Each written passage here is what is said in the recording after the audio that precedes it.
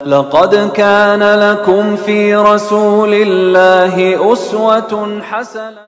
إن الحمد لله نحمده ونستعينه ونستغفره ونعوذ بالله من شرور أنفسنا ومن سيئات أعمالنا. من يهده الله فلا مضل له ومن يضلل فلا هادي له، وأشهد أن لا إله إلا الله وحده لا شريك له، وأشهد أن محمدًا عبده ورسوله. يا أيها الذين آمنوا اتقوا الله حق تقاته ولا تموتن إلا وأنتم مسلمون. يا أيها الناس اتقوا ربكم الذي خلقكم من نفس واحدة وخلق منها زوجها وبث منهما رجالا كثيرا ونساء، واتقوا الله الذي تساءلون به والأرحام إن الله كان عليكم رقيبا. يا أيها الذين آمنوا اتقوا الله وقولوا قولا سديدا يصلح لكم أعمالكم ويغفر لكم ذنوبكم، ومن يطع الله ورسوله فقد فاز فوزا عظيما.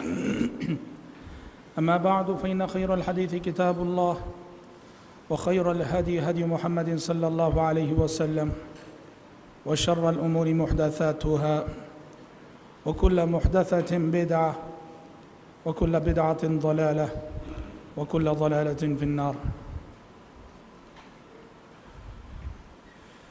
أعوذ بالله السميع العليم من الشيطان الرجيم من همزه ونفخه ونفسه. ألم يجدك يتيما فآوى ووجدك ضالا فهدى ووجدك عائلا فأغنى فأما اليتيم فلا تقهر وأما السائل فلا تنهر وأما بنعمة ربك فحدث. اللہ تبارک و تعالیٰ کا بے انتہا شکر و احسان ہے کہ جس کی توفیق سے ہم سب سیرت رسول کو سننے سنانے اور پڑھنے پڑھانے کے لیے یہاں جمع ہوئے ہیں. کل کے درس میں ہم نے نبی کریم صلی اللہ علیہ وسلم کی ولادت سے پہلے عرب کا جو ماحول تھا، عرب کے جو حالات تھے، اس پر مختصراً روشنی ڈالی تھی. اور آج کے درس میں نبی کریم صلی اللہ علیہ وسلم کی پیدائش اور پیدائش کے بعد کے حالات پر انشاءاللہ تعالی روشنی ڈالی جائے گی. دیکھیے، نبی کریم صلی اللہ علیہ وسلم کی ولادت اور آپ کی پیدائش سے پہلے مکے میں دو عظیم واقعے ہوئے، اور یہ دو واقعے حقیقت میں یوں کہنا چاہیے کہ آپ صلی اللہ علیہ وسلم کی ولادت اور آپ کی پیدائش کی جانب قدرت کی جانب سے ایک اشارہ تھا. آپ صلی اللہ علیہ وسلم کی آمد اور دنیا میں آپ کے آنے کی تمہید کے طور پر قدرت نے دنیا والوں کو دو عظیم نشانیاں دکھائی. جسٹ آپ کی ولادت سے پہلے سب سے پہلا واقعہ یہ ہوا کہ زمزم کا کنواں دریافت ہوا. آب زمزم حضرت ابراہیم علیہ السلام کے زمانے تک اس کی تاریخ لوٹتی ہے. ابراہیم علیہ السلام کے زمانے کے بعد جب بعد کی نسلیں آئیں، مکہ جو ہے ویران ہو گیا تھا، اور نتیجے میں زمزم کا جو کنواں تھا، زمزم کا کنواں، اس کے علامات، اس کے نشانات مٹ چکے تھے. کوئی نہیں جانتا تھا کہ زمزم کا کنواں کہاں تھا. بس یہ تھا کہ مکے میں ایک کنواں تھا جسے زمزم کہا جاتا تھا، جو ابراہیم علیہ السلام، اسماعیل علیہ السلام کے دور میں جہاں سے پانی نکلا کرتا تھا، سارا مکہ اس سے سیراب ہوتا تھا. کوئی نہیں جانتا تھا کہ مکے میں اس کا مقام کہاں ہے، وہ جگہ کہاں ہے جہاں کے زمزم کا کنواں پایا جاتا تھا. پیارے نبی کی ولادت اور آپ کی پیدائش جیسے قریب ہوئی، قدرت نے یہ انتظام فرمایا کہ زمزم کا کنواں مکے والوں نے دریافت کر لیا. کیسے دریافت کیا؟ دریافت اس طرح سے ہوا کہ نبی کریم صلی اللہ علیہ وسلم کے جد امجد اور آپ کے دادا عبد المطلب کو اللہ تعالیٰ نے خواب دکھایا، اور خواب میں انہیں وہ جگہ بتائی گئی جہاں کے زمزم کا کنواں پایا جاتا ہے۔ عبد المطلب نے اس مقام کی کھدائی شروع کی جو خواب میں جو مقام کے دکھایا گیا تھا، تو واقعتاً زمزم کے علامات، زمزم کی نشانیاں، زمزم کے آثار، زمزم کے ثبوت ملنے لگے۔ جب مکے میں یہ خبر مشہور ہوئی کہ عبد المطلب کھدائی کر رہے ہیں اور زمزم کے پروف ملنے لگے ہیں انہیں، اور سارے لوگ آ گئے عبد المطلب سے مزاحمت کرنے لگے اور کہنے لگے کہ یہ ہمارا حق ہے، ہم کھدائی کریں گے، کیونکہ زمزم کو دریافت کرنا بڑے شرف کی بات تھی، بڑی عزت کی بات تھی۔ انہوں نے عبد المطلب سے آ کر تکرار کی، کہا کہ ہم تلاش کریں گے، ہم کھدائی کریں گے، ہم زمزم کو دریافت کریں گے۔ بالآخر کافی تکرار ہوئی۔ اللہ تعالیٰ نے یہ اعزاز عبد المطلب کے مقدر میں لکھا تھا، اللہ کی تائید عبد المطلب کے ساتھ رہی۔ کافی تکرار کے باوجود بالآخر زمزم کی کھدائی کا شرف اور اعزاز عبد المطلب ہی کو حاصل ہوا۔ اور جب عبد المطلب کو یہ اعزاز حاصل ہوا، انہوں نے زمزم کے کنویں کو دریافت کیا، کھدائی کی، ایک نذر مانی انہوں نے، اللہ تعالیٰ سے ایک عہد و پیمان کیا۔ انہوں نے کہا کہ اگر اللہ تعالیٰ مجھے زندگی میں 10 بچے دے دے، 10 ایسے بچے جو میرے باڈی گارڈ ہوں، میری حفاظت کرنے والے بچے، اگر 10 بچے اللہ دے دے گا، اس میں سے ایک بچے کو میں اللہ کے نام پہ قربان کروں گا، ذبح کروں گا۔ اور عبد المطلب کو 10 بچے اللہ نے دے دیے۔ ایک روایت کے مطابق انہیں 13 لڑکے تھے، ایک روایت کے مطابق 11 لڑکے تھے، ایک روایت کے مطابق 10، بہرحال 10 اولاد تو ہو گئی۔ اب نظر پوری کرنی ہے انہوں نے اپنے 10 بچوں کے نام لکھ کر قرآن ڈالا، اور قرآن نکلا تو کس کا نام نکلا؟ عبداللہ کا نام نکلا۔ وہ عبداللہ جو آگے چل کر ہمارے نبی حضرت محمد صلی اللہ علیہ وسلم کے باپ بننے والے تھے۔ عبد المطلب نے اپنی نظر پوری کرنے کے لیے قرآن ڈالا تو عبداللہ کا نام نکلا۔ عبد المطلب نے اپنی نظر کے مطابق ہاتھ میں چھری لے لی، عبداللہ کو لٹا دیا ذبح کرنے کے لیے۔ لوگوں نے انہیں بہت سمجھایا، بہت منع کیا، اتنا حسین و جمیل بچہ، اتنا سمجھدار بچہ ایسا نہ کریں۔ عبد المطلب نے کہا پھر میں اپنی نظر کا کیا کروں، اللہ سے جو میں نے وعدہ کیا اس کا کیا کروں؟ لوگوں نے کہا کہ یہ کاہن عورت ہے، ذرا اس سے مشورہ کر لینا۔ عبد المطلب اس کے پاس گئے، اس نے مشورہ دیا کہ عبد المطلب ایسا کرو، پھر قرآن ڈالو، ایک قرعے میں عبداللہ، ایک چٹی میں عبداللہ کا نام، دوسری چٹی میں 10 اونٹ کا تذکرہ، اور دیکھو قرعہ کس کے نام نکلتا ہے۔ اگر اونٹوں کے نام والی چٹی نکلتی ہے 10 اونٹ ذبح کر دو، تمہاری نظر پوری ہو جائے گی۔ لیکن اگر عبداللہ کے نام کی چٹی نکلے تو 10 اونٹ کے ساتھ پھر مزید 10 اونٹ کا اضافہ کرو، 20 اونٹ ہو جائیں، پھر قرعہ ڈالو۔ 20 اونٹ والی چٹی نکل جائے تو 20 اونٹ کو ذبح کر دو، تمہاری نظر پوری ہو جائے گی۔ لیکن اگر پھر عبداللہ کے نام کی چٹی آ گئی تو پھر 10 اونٹ کا اضافہ کرو، اور 30 اونٹ ایک طرف، عبداللہ ایک طرف۔ اس طرح اس نے مشورہ دیا، اور عبد المطلب نے اس مشورے پر عمل کیا۔ قرآن ڈالتے گئے، پہلی مرتبہ ایک طرف عبداللہ، دوسری طرف 10 اونٹ، قرآن نکلا عبداللہ کے نام کا، ذبح نہیں کر سکتے تھے، 10 اونٹ کا اضافہ کیا۔ پھر قرآن ڈالا، ایک طرف عبداللہ، دوسری طرف 20 اونٹ، قرآن نکلا عبداللہ کے نام کا، اللہ اکبر۔ پھر 10 اونٹ کا اضافہ کیا، پھر قرآن ڈالا، ایک طرف عبداللہ، دوسری طرف 30 اونٹ، نام نکلا پھر سے عبداللہ کا، یہاں تک کہ کتنے ہو گئے؟ 100 اونٹ ہو گئے۔ جب 100 اونٹ ہو گئے، اس وقت جب قرآن ڈالا گیا تو 100 اونٹ والی چٹھی اٹھی، تب عبد المطلب نے یہ 100 اونٹ بھی ذبح کر دیے۔ اور اہل علم لکھتے ہیں کہ عربوں میں ایک جان اگر کوئی ناحق کسی کا قتل کر دے، ایک جان کی دیت 10 اونٹ تھی، عبد المطلب کے اس واقعے کے بعد سے عربوں نے ایک جان کی دیت کو 100 کر دیا. اگر کوئی ناحق کسی کی جان لے لے تو اس کے بدلے میں اسے 100 اونٹ دینا پڑے گا مقتول کے وارثین کو. اور اسلام نے بھی اس قانون کو تسلیم کیا. اسلام میں بھی اگر کوئی ناحق کسی کا خون کرتا ہے، اصل بدلہ تو یہ ہے کہ اس کو بھی قتل کیا جائے، لیکن اگر مقتول کے وارثین آدھا معاف کر دیتے ہیں تو اس کے بدلے 100 اونٹ دیے جائیں. زمزم کے کنویں کی دریافت ایک بہت بڑی علامت تھی، بہت بڑی نشانی تھی قدرت کی، اور ایک بہت بڑی تیاری تھی قدرت کی جانب سے نبی کریم صلی اللہ علیہ وسلم کی ولادت، آپ کی پیدائش، آپ کی بعثت، آپ کی نبوت اور آپ کی رسالت کے لیے.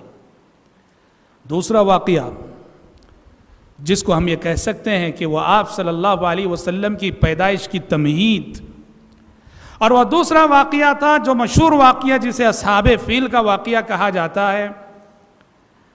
ابرہہ جو صنعاء میں جو ہے حبشہ کے بادشاہ کا گورنر تھا یمن میں، اس نے یمن میں ایک چرچ تعمیر کیا، اور اس نے چاہا کہ لوگ جیسے کعبۃ اللہ کا قصد کرتے ہیں، ارادہ کرتے ہیں، اس چرچ کا لوگ قصد کیا کریں، اس کا طواف کیا کریں. ایک عربی کو غصہ آیا، اس نے جا کر اس چرچ کے اندر غلاظت کر دی. ابرہہ کو بہت غصہ آیا اور اس نے ٹھان لی کہ خانہ کعبہ کو ڈھا دینا ہے، منہدم کر دینا. بڑا مشہور واقعہ ہے. وہ اپنی فوج کو لے کے نکلا جس فوج میں بڑے بڑے ہاتھی تھے، اور یہ ہاتھی آئے وادی محصر جو منی اور مزدلفہ کے درمیان، یعنی بالکل مکے سے 5 کلومیٹر قریب، مکہ وہاں سے صرف 5-6 کلومیٹر کے فاصلے پر، وہاں پہنچ کر وہ ہاتھی بیٹھ گئے. وہاں پہنچ کر وہ ہاتھی بیٹھ گئے. لاکھ اٹھایا جا رہا ہے پر وہ ہاتھی نہیں اٹھ رہے ہیں. مکے کی سمت چلنے کے لیے تیار نہیں، اور دوسری سمت چلاؤ تو چلنے کے لیے تیار. اور بلاخر اللہ تبارک و تعالیٰ نے فیصلہ کر دیا. اللہ تعالیٰ نے پرندوں کے جھنڈ بھیجے، اور ہر پرندے کے چونچ میں اور اس کے پنجوں میں 3 کنکریاں ہوتی تھیں، اور وہ کنکریاں جو ان پر برستی تھیں، اور ہاتھی جو ہے قرآن کے الفاظ میں کعصف مأکول، کھائے ہوئے بھونسے کی طرح ہو گئے. اور ابرہہ بھی یمن واپس لوٹتے راستے میں ہلاک ہو گیا. یہ واقعہ، اس کی خبر پورے جزیرہ عرب میں، جزیرہ عرب سے باہر بھی گئی. ساری دنیا میں یہ خبر پھیل گئی اس واقعے کی. اس طرح ساری دنیا تک ایک میسیج گیا، ایک پیغام گیا کہ یہ خانہ کعبہ، یہ بیت اللہ، یہ اللہ کا گھر ہے. اللہ نے معجزانہ طور پر اس گھر کی حفاظت کی ہے. اس میں اشارہ تھا کہ ان قریب اس گھر کا نگہبان آنے والا ہے، اس گھر کا محافظ آنے والا ہے. اس گھر کا جو اصل میسیج ہے توحید کا، اس میسیج کا دینے والا پیغمبر آنے والا ہے. اس پیغمبر کی ولادت اور پیدائش سے پہلے قدرت کی جانب سے یوں سمجھو کہ ایک اعلان تھا یہ واقعہ. ساری دنیا میں اس واقعے کی خبر پھیل گئی. خانہ کعبہ کے تقدس، خانہ کعبہ کی عظمت اور خانہ کعبہ کے اس اعجاز کے چرچے دنیا والوں کی زبانوں پہ تھے.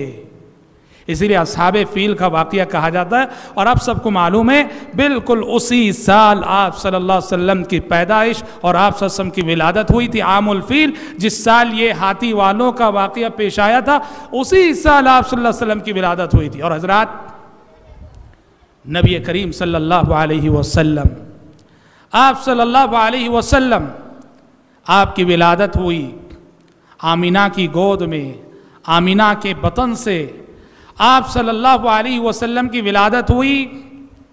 9 ربیع الاول کی تاریخ تھی، پیر کا دن تھا، اور انگریزی تاریخ کے اعتبار سے 20 اپریل یا ایک روایت کے مطابق 22 اپریل 571 570 پر 1 عیسوی، 20 اپریل 570 پر 1 عیسوی یا 22 اپریل 570 پر 1 عیسوی کو مکے میں آفتاب رسالت طلوع ہوا اور آپ صلی اللہ علیہ وسلم کی ولادت ہوئی.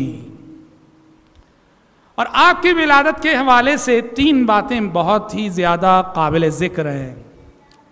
سب سے پہلی بات جو آپ کی پیدائش اور آپ کی ولادت کے حوالے سے قابل ذکر ہے یہ کہ اللہ تعالیٰ نے آپ کو عرب کے اور مکے کے ایک بہت ہی معزز گھرانے میں پیدا کیا.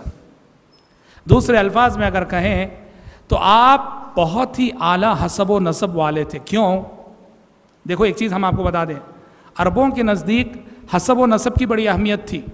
نسب، آج بھی عرب اپنے نسب کو یاد رکھتے ہیں.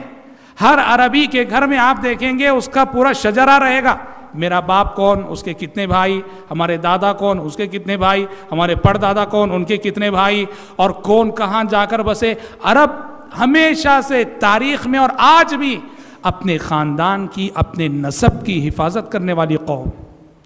ان کے نزدیک وہی شخص لیڈر بن سکتا تھا، وہی شخص سردار ہو سکتا تھا جو اعلیٰ حسب نسب رکھنے والا اور اونچے خاندان سے تعلق رکھنے والا ہو. اور حسب و نسب کی اہمیت کا اندازہ آپ اس بات سے کیجئے، انسان تو انسان، وہ اپنے جانوروں کا حسب و نسب بھی یاد رکھتے تھے، اپنے جانوروں کا نسب یاد رکھتے تھے. گھوڑے ہوتے تھے ان کے پاس اور گھوڑے کا نام ہوتا تھا. عربوں کے پاس پورا شجرہ ہوتا، میرا یہ جو گھوڑا ہے اس کا باپ کون، اس کا باپ کون، اس کا باپ کون. گھوڑوں کا نسب ہوتا تھا. جو قوم جانوروں کے نسب کو اتنی اہمیت دے وہ اپنے نسب کو کتنی اہمیت نہیں دے گی. نسب کی بڑی اہمیت تھی ان کے پاس، اور اسی کی لیڈرشپ کو وہ تسلیم کرتے تھے جو اونچے حسب و نسب والا ہو. نتیجے میں اللہ تبارک و تعالیٰ نے اپنے نبی، آخری رسول، آخری پیغمبر محمد صلی اللہ علیہ وسلم کو اس دولت سے، اس انعام سے نوازا کہ آپ حسب و نسب کے اعتبار سے بہت ہی اونچے تھے. کیوں؟ قریش جو آپ کا قبیلہ ہے، قریش یہ پورے عرب کا بہت ہی اونچا خاندان، اور قریش کی بھی بہت ساری شاخیں، ان میں سے خاص طور پہ بنو ہاشم جو آپ صلی اللہ علیہ وسلم کا خاندان. سارے عرب میں قریش کی امامت مسلم تھی، اور سارے قریش کے قبائل میں بنو ہاشم کی امامت مسلم تھی.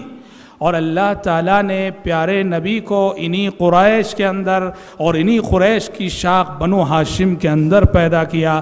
پیارے نبی نے صحیح مسلم کی اس حدیث میں اسی جانب اشارہ کرتے ہوئے فرمایا کہ ان اللہ اصطفى کنانة من ولد اسماعیل، ان اللہ اصطفى کنانة من ولد اسماعیل واصطفى قریشا من کنانة واصطفى بنی ہاشم من قریش واصطفانی من بنی ہاشم. کیا فرمایا نبی کریم صلی اللہ علیہ وسلم نے؟ آپ نے فرمایا کہ اللہ تعالیٰ نے اسماعیل علیہ السلام کی ذریت بہت پھیلی، لیکن اللہ تعالیٰ نے اسماعیل علیہ السلام کی ذریت سے کنانہ کو منتخب کر لیا، کنانہ کا سلیکشن کر لیا.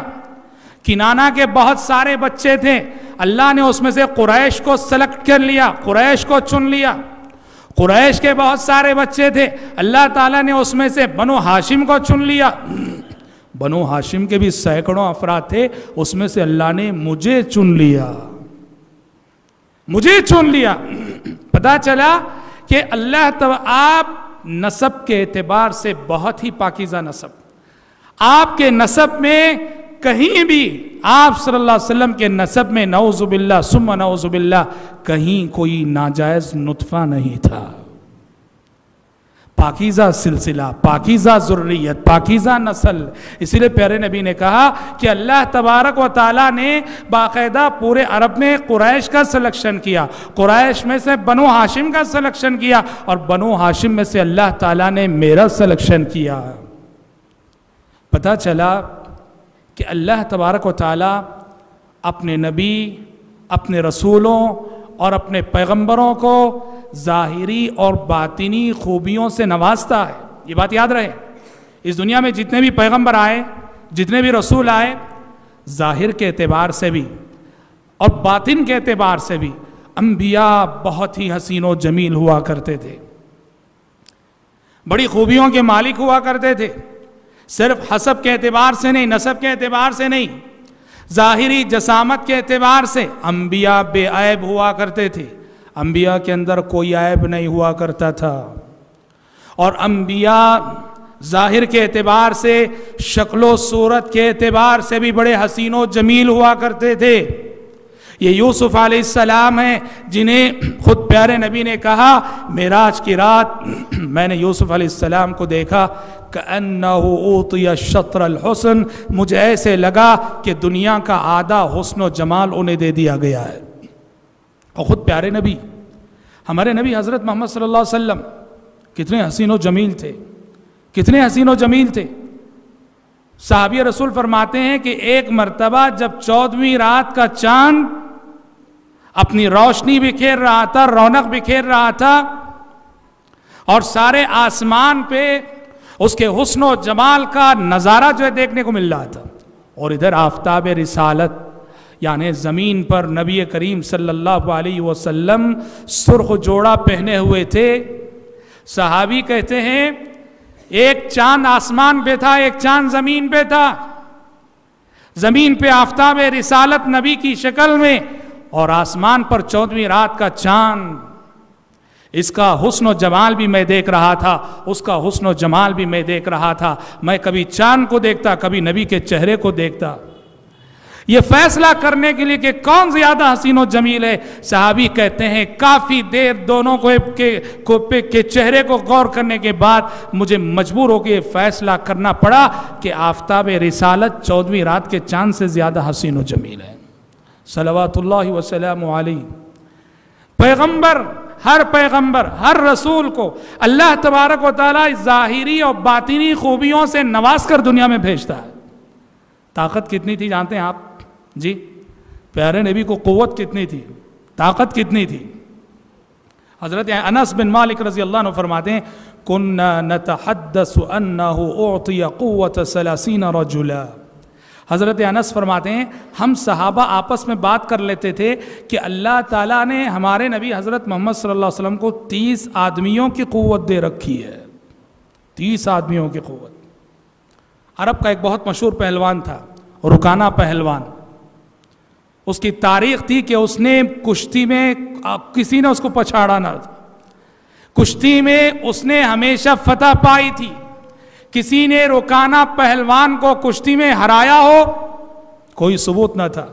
لیکن پیارے نبی سے جب وہ مقابلہ کرنے کے لیے آیا، یہ رکانہ پہلوان کو پیارے نبی نے پچھاڑ کے رکھ دیا۔ دیکھو پیغمبر کے اندر، اور یہ اللہ کے تمام پیغمبروں میں ظاہری اور باطنی خوبیاں اور کمالات سے نواز کر اللہ تعالیٰ پیغمبروں کو بھیجتا ہے۔ خندق کے موقع پہ مدنی زندگی میں ہم پڑھیں گے، غزوہ خندق کے موقع پر ایک بہت بڑی صحابہ کھدائی کر رہے ہیں زمین کی، بہت بڑی چٹان آ گئی، بہت بڑی چٹان، صحابہ پھوڑنے کی کوشش کر رہے ہیں، چٹان نہیں پھوٹ رہی ہے۔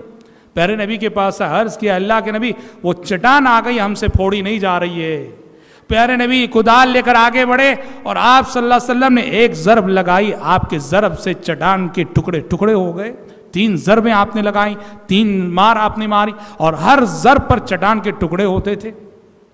کہنا یہ ہے کہ جب اللہ تعالیٰ نے ہمارے نبی محمد صلی اللہ علیہ وسلم کو حسب و نسب کے اعتبار سے بہت اونچا بنایا، تو یہ کمال اور خوبی صرف حسب و نسب کی حد تک نہیں، اللہ اپنے پیغمبروں، اپنے نبیوں، اپنے رسولوں کو اسی طرح سے ظاہری باطنی خوبیوں سے نواز کر بھیجتا ہے۔ اور حضرات، یہ پہلی بات تھی آپ کی ولادت اور پیدائش کے حوالے سے کہ نسب کے اعتبار سے آپ بہت اونچے تھے۔ دوسری بات جو آپ کی ولادت اور پیدائش کے حوالے سے بہت ہی زیادہ قابل ذکر ہے، وہ ہے آپ صلی اللہ علیہ وسلم کی یتیمی۔ آپ پیدا ہوئے تو یتیم پیدا ہوئے۔ آپ ابھی ماں کے پیٹ میں تھے کہ آپ کے والد دنیا سے چل بسے۔ ماں نے آپ کی پرورش کی، اور ماں ابھی آپ صلی اللہ علیہ وسلم صرف 6 سال کے ہوئے کہ ماں آمینہ بھی اس دنیا سے چل بسی۔ پیارے نبی یتیم ہوئے اور یتیم پیدا ہوئے، اور آپ صلی اللہ علیہ وسلم کی یتیمی کیا میسیج دیتی ہے، کیا پیغام دیتی ہے؟ یاد رکھو، آپ صلی اللہ علیہ وسلم کی یتیمی کا سب سے پہلا میسیج اور سب سے پہلا پیغام یہ ہے کہ اگر قدرت دنیا میں کسی بچے کو یتیم کرتی ہے تو یہ نہ کہو کہ قدرت اس پہ ظلم کر رہی ہے، کیونکہ محمد صلی اللہ علیہ وسلم اللہ کے سب سے پیارے بندے، اس زمین پر جتنے انسان جنم لیے اور قیامت تک جتنے انسان جنم لیں گے، اللہ کے نزدیک محمد صلی اللہ علیہ وسلم سے زیادہ پیارا اور محبوب کوئی انسان نہیں، کوئی بندہ نہیں۔ اللہ تعالیٰ نے اپنے سب سے پیارے بندے، سب سے محبوب بندے کو جب یتیم بنایا ہے تو پھر یہ قیامت تک آنے والے یتیموں کے لیے ایک بہت بڑا اعزاز ہے۔ یہ قیامت تک جتنے بچے اس امت کے یتیم ہوں گے ان کے لیے ایک اعزاز ہے کہ ان کے امام کون ہیں؟ امام الانبیاء ان کے امام ہیں۔ امام الانبیاء یتیم رہ چکے ہیں۔ تو لہٰذا قدرت کو الزام نہ دو، یہ نہ کہو کہ قدرت نے فلاں کے والدین کو لے کر نعوذ باللہ ثم نعوذ باللہ ظلم کیا ہے، اس لیے کہ قدرت نے، اللہ نے اپنے سب سے محبوب بندے کو یتیم بنایا۔ اور آپ صلی اللہ علیہ وسلم کو اللہ نے جو یتیم بنایا، اس کے پیچھے ایک فلسفہ، ایک حکمت یہ بھی سمجھ میں آتی ہے کہ اللہ نے آپ کو اس لیے یتیم بنایا، اللہ کی مشیت یہ ہوئی کہ آپ صلی اللہ علیہ وسلم بچپن ہی سے اللہ کی تربیت میں رہیں۔ ماں باپ کی تربیت نہیں چاہیے، ماں باپ کی تربیت، کیونکہ آپ اللہ کے رسول ہیں، آپ کو رسول بننا تھا، آپ کو پیغمبر بننا تھا، اور اس کے لیے جو تربیت چاہیے تھی، قدرت نے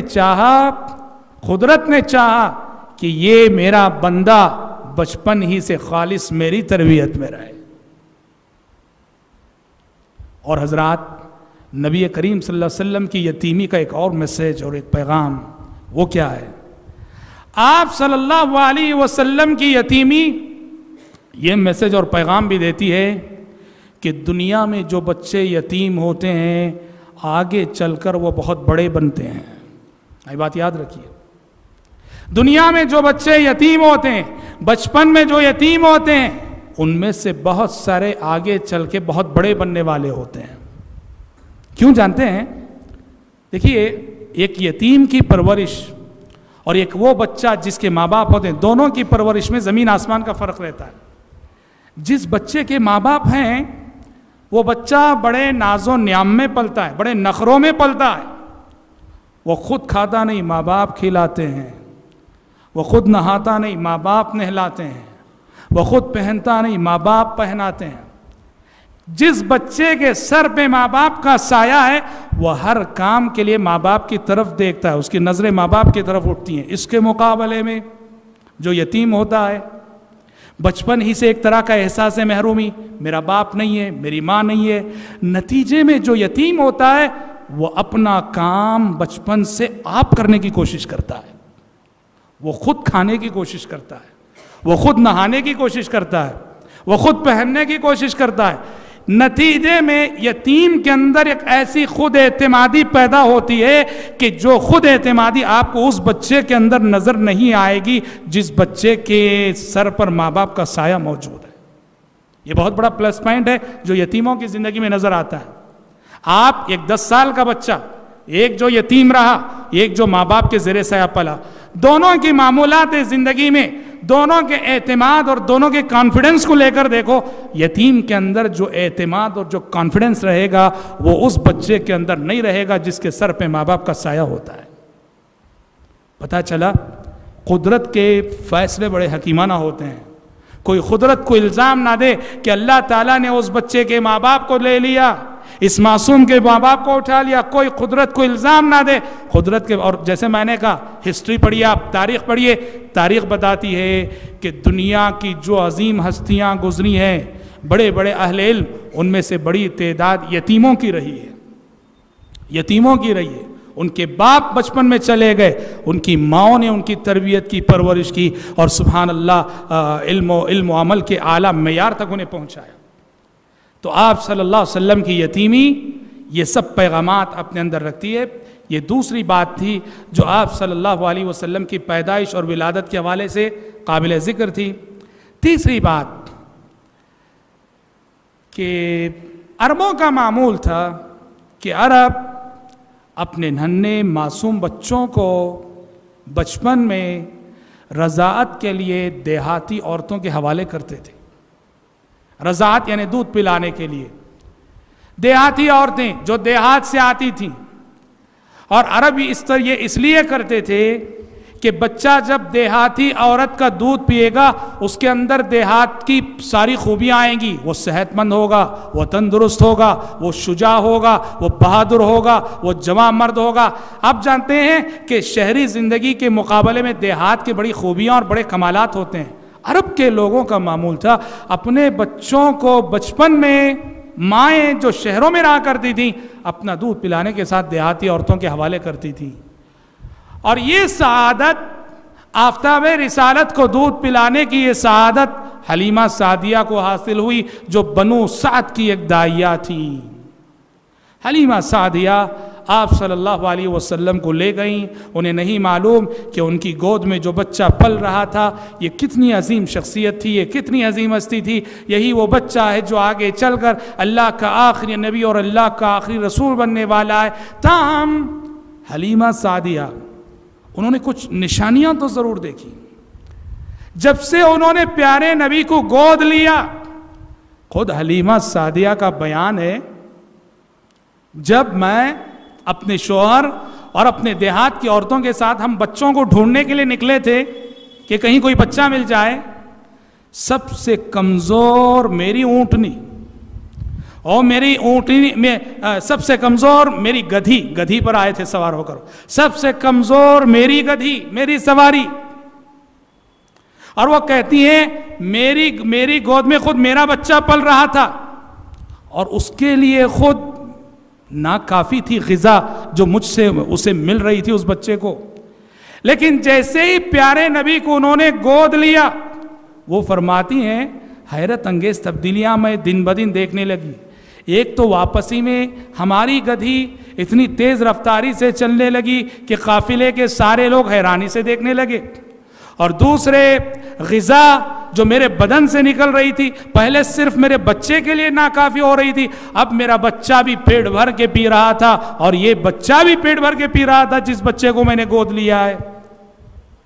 پیارے نبی صلی اللہ علیہ وسلم حلیمہ سعدیہ کے گھر پرورش پانے لگے۔ وہاں ایک واقعہ پیش آیا، جب آپ حلیمہ سعدیہ کے گھر پرورش پا رہے تھے وہاں ایک واقعہ پیش آیا جب آپ کی عمر 4 سال کی تھی اور آپ حلیمہ سعدیہ کے بچوں کے ساتھ کھیل رہے تھے۔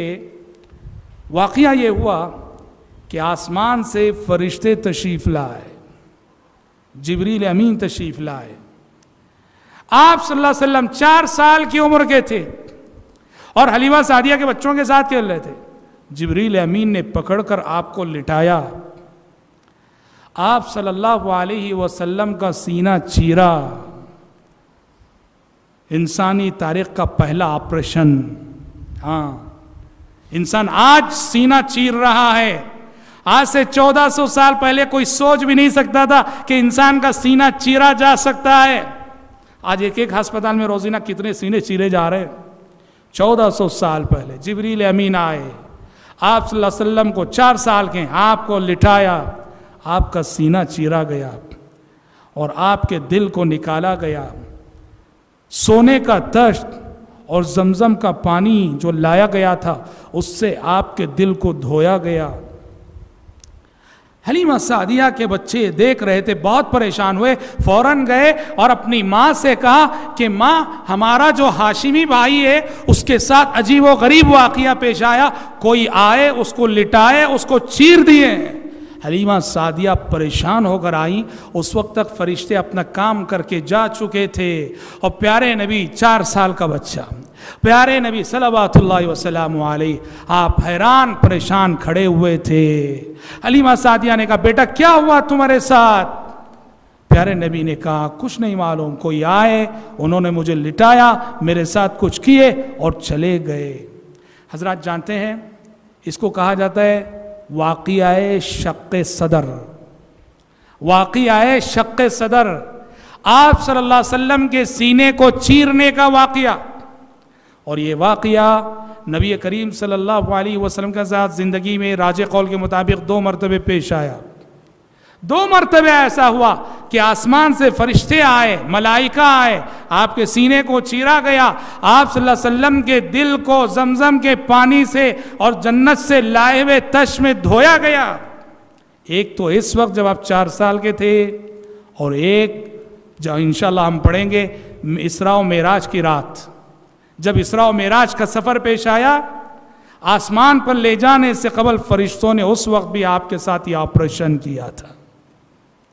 اور حضرت انس بن مالک رضی اللہ عنہ کہا کرتے تھے، مسلم شریف کی حدیث ہے کہ آپ صلی اللہ علیہ وسلم کے بڑے ہونے کے بعد بھی میں آپ کے سینے میں وہ جو ٹاکے فرشتوں نے ڈالے تھے سیا گیا تو اس کے نشانات کو دیکھا کرتا تھا۔ صحیح مسلم کی حدیث ہے۔ سوال یہ ہے، یہ کیوں ہوا ایسا؟ 4 سال کی عمر میں آپ کا سینہ چیرا گیا، آپ کا دل نکالا گیا اور اس کو زمزم کے پانی سے دھویا گیا۔ کیا فلسفہ ہے، کیا حکمت ہے، کیوں اس طرح سے کیا گیا؟ یہ جانتے ہیں اصل میں کیا چیز ہے؟ یہ دراصل قدرت کی جانب سے ایک انتظام تھا۔ کس چیز کا انتظام؟ پیارے نبی کے دل کو زمزم کے پانی سے دھو کر، جنت سے لائے ہوئے تش میں دھو کر آپ کے دل کے اندر ایک ایسی روحانی طاقت عطا کی گئی کہ جس سے شیطان اور شیطانی طاقتیں آپ پر قابو نہ پا سکیں اور آپ کا کردار بے داغ رہے، آپ کیریکٹر کے اعتبار سے، اخلاق کے اعتبار سے بالکل بے داغ رہے۔ یہ کیوں کیا جانتے ہیں؟ دیکھو، ہمارے نبی کو نبوت کتنے سال میں ملی؟ 40 سال میں ملی۔ جب آپ عمر کے 40ویں سال میں تھے، نبوت 40ویں سال میں ملی، نبی 40 سال کی عمر میں بنائے گئے، اور 40 سال تک کا یہ مرحلہ پیارے نبی کو اس سماج میں، اس سوسائٹی میں گزارنا تھا جہاں قدم قدم پہ کفر ہے، جہاں قدم قدم پہ شرک ہے، جہاں قدم قدم پہ بد اخلاقی ہے، جہاں قدم قدم پہ ظلم ہے۔ یہ 40 سال پیارے نبی کے آگے چیلنج تھا کہ کس طرح وہ اپنے کیریکٹر کو بے داغ رکھ سکیں۔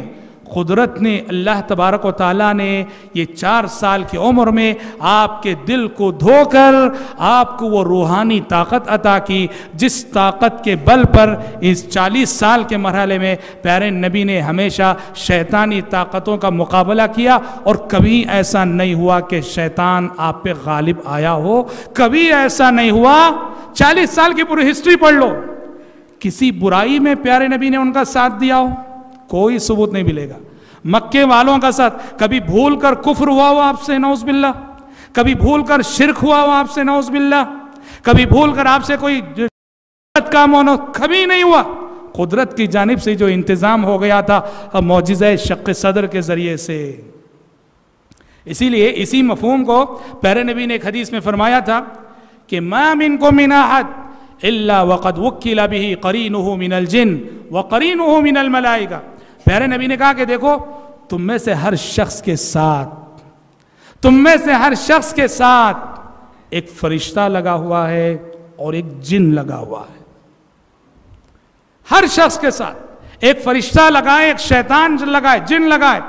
فرشتہ خیر کا حکم دیتا ہے اور جن برائی کا حکم دیتا ہے۔ صحابہ نے پوچھا، اے اللہ کے نبی، کیا آپ کے ساتھ بھی جن لگا ہوا ہے؟ فرشتے تو ہیں ہی آپ کے ساتھ، برائی کا حکم دینے والا جن، شیطان جیسے دوسروں کے ساتھ لگا ہے، کیا آپ کے ساتھ بھی لگا ہوا ہے؟ پیارے نبی نے کہا کہ ہاں، میرے ساتھ بھی لگا ہوا ہے۔ لیکن کیا کہا؟ لیکن اللہ اعاننی علیہ، لیکن اس شیطان کے مقابلے میں اللہ تعالیٰ نے میری مدد کی ہے، اس شیطان کے مقابلے میں اللہ نے میری مدد کی ہے۔ فَأَسْلَمْ، اب وہ لاکھ کوشش کر لے، میں ہمیشہ اس کے شر سے، اس کی برائی سے بچ جاتا ہوں۔ وہ کبھی مجھ پہ غالب نہیں ہو سکتا، وہ کبھی مجھ پہ حاوی نہیں ہو سکتا۔ فَأَسْلَمْ، کیونکہ اللہ نے میری خاص مدد کی ہے۔ یہ مدد کیسے ہوئی؟ یہی قدرتی انتظام جو اللہ تعالیٰ نے بچپن میں آپ صلی اللہ علیہ وسلم کو 4 سال کی عمر میں معجزہ شق صدر کے ذریعے سے کیا۔ کیوں کیا؟ تاکہ آپ نبی بننے کے بعد مکے والوں کے سامنے یہ چیلنج کر سکیں، فَقَدْ لَبِثْتُ فِيكُمْ عُمُرًا مِّن قَبْلِهِ، اے وہ لوگو، میں وہی محمد ہوں جسے 40 سال تک تم صادق اور امین کہتے رہے، میں وہی محمد ہوں جسے 40 سال تک تم اپنی سوسائٹی کا سب سے اچھا انسان مانتے رہے، میں وہی محمد ہوں کہ جس کی کتاب زندگی کے 40 ورق تمہارے سامنے کھلے ہوئے ہیں، कोई एक कमजोरी बता दो, कोई एक काला धब्बा दिखा दो मेरे कैरेक्टर पर, ये चैलेंज प्यारे नबी कर सकें। और 40 साल के होने के बाद ये चैलेंज आपने मक्के वालों से किया, और मक्के वाले आपके कैरेक्टर, आपके अखलाक में कहीं कोई काला धब्बा नहीं दिखा सके। क्यों? कुदरत ने यह इंतजाम किया 4 साल की उम्र में मौजिज़ा शक़्क़ सदर के जरिए से। इससे क्या सबक मिलता है? दावत व तबलीग से जो लोग ताल्लुक़ रखते हैं दावत व तबलीग के मैदान से, उन्हें इस बात का सबक मिलता है कि याद रखो, कामयाब दाई वो है, कामयाब मुबल्लिग वो है कि जो ज़बान से पहले अपने अमल के ज़रिए से दावत देता हो। दाई को अपने कैरेक्टर में, अपनी अमली ज़िंदगी में पाक साफ रहना है, शफ़ाफ रहना है, बेदाग किरदार का हामिल रहना है। ऐसा ना हो कि हम दूसरों को दावत दे रहे हैं और वो सामने वाला कहे तुम वही हो कि इतने झूठ तुमने कहे हैं, तुम वही हो इतनी गालियां तुमने दी हैं, तुम वही हो इतने धोखे तुमने दिए हैं। ऐब है दाई के लिए। दाई बेदाग सीरत का हामिल हो, बेदाग ज़िंदगी का हामिल हो। आज हम इसी पर इक्तिफा करते हैं। बकिया आप सल्लल्लाहु अलैहि वसल्लम की ज़िंदगी के मराहिल हम इंशाअल्लाह आने वाले कल के दर्स में सुनेंगे। कल के दर्स में आप सल्लल्लाहु अलैहि वसल्लम ने जो बकरियां चराई, आप सल्लल्लाहु अलैहि वसल्लम का शाम का सफ़र जहां बुहैरा राहिब से मुलाकात हुई और उस हवाले से जो बहुत कुछ वाक़ियात पेश आए, फिर हिल्फुल फुज़ूल में आपकी शिरकत, इन तमाम मौज़ूआत पर कल इंशाअल्लाह हम रोशनी डालेंगे। आज हम इसी पर इक्तिफ़ा करते हुए अल्लाह ताला से दुआ करते हैं कि रब्बुल आलमीन हम सब के, आप सब के मिल बैठने और जमा होने को शरफ़ कबूलियत से नवाजे। आमीन। व आखिरु दावाना अनिल हम्दुलिल्लाहि रब्बिल आलमीन। मेरे इस ऐलान को गौर से सुने, तमाम भाई भी सुने और हमारी बहनें भी सुने। भाइयों, आपने सोशल मीडिया में सुना होगा, पढ़ा होगा, देखा होगा कि बेंगलुरु का एक एरिया है बूबसंद, उस एरिया में किताब और सुन्नत की दावत देने वाली, खालिस तौहीद का पैगाम देने वाली कोई मस्जिद न थी। अल्लाह का शुक्र है, अल्लाह का शुक्र है कि हमारे कुछ नौजवानों ने वहाँ बूबसंद की इस मस्जिद की इस इलाके में मस्जिद बनाने के लिए जगह खरीदी है और काफ़ी कीमत है, 1.5 करोड़ से ज़ायद लागत है जगह की। और उन्हें 12 दिन में 60 लाख जमाने थे। अल्लाह आप लोगों को जज़ाय कर दे। आप 12 दिन में 60 लाख रुपए उनको जमा हो, क्योंकि वो एक चैलेंज था। 12 दिन में 60 लाख रुपए देना था। 40 लाख तो लोगों के ताउन से, 20 लाख उन्होंने कर्ज लिए हैं। अब 59 लाख से 1 करोड़ तक उन्हें जमा करना है। बूबसंद के ये नौजवान आज आपकी खिदमत में हाजिर हुए।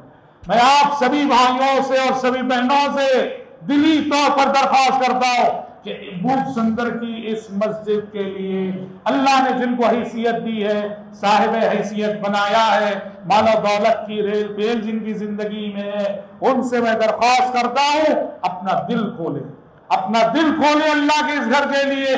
और जान रखें कि सदका जारिया की इससे बड़ी शक्ल नहीं हो सकती, सदका जारिया की इससे बड़ी सूरत नहीं हो सकती। अल्लाह के इस घर के लिए मेरी माँ बहनों से भी गुजारिश है कि बूबसंद की इस जगह के लिए, क्योंकि हम सब मिलके कतरा कतरा दरिया बनता है इंशाअल्लाह ताला। आप सभी से गुजारिश है आज के इस इज्तिमा में जमीन, मस्जिद की जमीन के लिए आप लोग अपना कीमती ताउन पेश करते हुए जाए। अल्लाह ताला आप सबके सदक़ात व खैरात को कबूल फरमाए। अल्लाहुम्मा आमीन।